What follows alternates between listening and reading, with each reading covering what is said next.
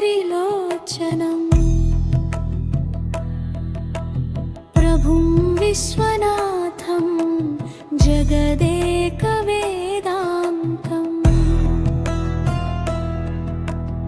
अद्वैत दक्षिणपथ दिव्या पादसन्निभं नीललोहितं निगमार्थसार त्रिलोचनम् शरदिन्दु चन्द्रिका शिरखण्डधारणं शिरसि उदारोद्धारणं चन्द्रमौळिराजराजेश्वर सुन्दरम्